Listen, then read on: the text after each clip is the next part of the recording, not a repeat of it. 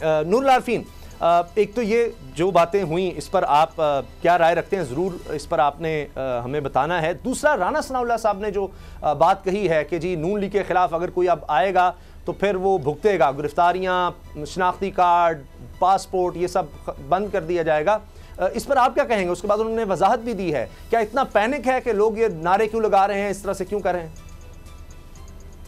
یہ بدتمیزی تحریک انصاف کی دین ہے، ان کے شناختی کارڈ نہیں، ان کو پھانسی پہ بھی لٹکانا چاہیے اگر کوئی اپنی اوقات بھول کر کے آگے آتا ہے۔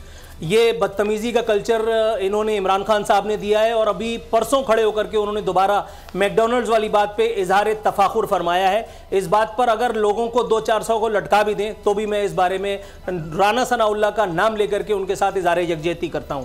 آپ 500 پروگرامز میرے پچھلے اور انشاءاللہ اگلے والے 1500 اگر میں کرنے پایا تو بھی کوئی مجھ پر کسی سیاسی جماعت کی حب کا الزام نہیں لگا سکتا، اس لیے کہ میں ذاتی طور پر سیاست کو پسند کرتا ہوں، نہ ہی سیاست دانوں کو۔ میں پھر بتا رہا ہوں، میں ڈکٹیٹرشپ پسند آدمی ہوں، میں پاکستان میں ایک آمریت کا خواب دیکھنے والا آدمی ہوں، اور میں چاہتا ہوں حقیقی آمریت ہمارے سروں پر سایہ فگن ہو جائے۔ لیکن جو بدتمیزی اس وقت ہو رہی ہے، احسن اقبال کے ساتھ جو کچھ ہوا اس پر عمران خان چوڑے ہوتے پھر رہے ہیں۔ آپ کے خیال میں رانا ثناءاللہ کو کیا اپنی ایک گال زمین پر رکھ کر کے پی ٹی آئی والوں سے کہنا چاہیے کہ آئیے میرے گال پر تماچے ماریے؟ یہ بدتمیزی کا جواب بدتمیزی سے دینے والی بات ہے۔ رانا ثناءاللہ تو شاید چھوڑ بھی دیں، وہ تو شکر منائے کہ میں وزیر داخلہ نہیں ہوں، ورنہ میں تو پتہ نہیں کیا کیا کچھ کروا دیتا۔ آپ کے خیال میں یہ جو میک ڈونلڈز والی ایپیسوڈ ہوئی تھی اس پر عمران خان کو سائیڈ لینی چاہیے تھی؟ مگر عمران خان کو اس پر اظہار فخر کرنا چاہیے تھا؟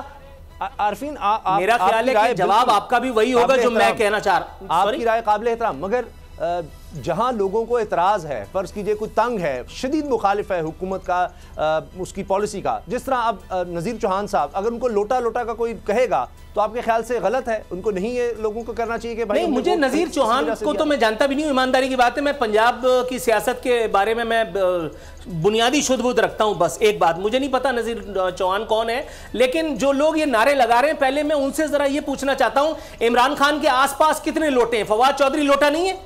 شاہ محمود قریشی لوٹا نہیں ہے؟ جہانگیر ترین لوٹا نہیں ہے؟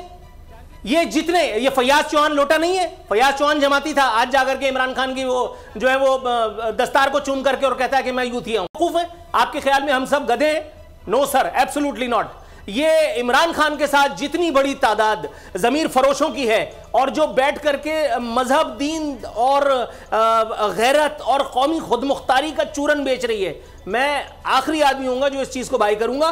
باقی جو آپ کہہ رہے تھے کہ الیکشن کمیشن کو بھی دیکھنا ہوگا اور جو وزراء استعفے دے رہے تھے، میرا خیال ہے ایک مثال میں آپ کو دے دیتا ہوں، سب واضح ہو جائے گا۔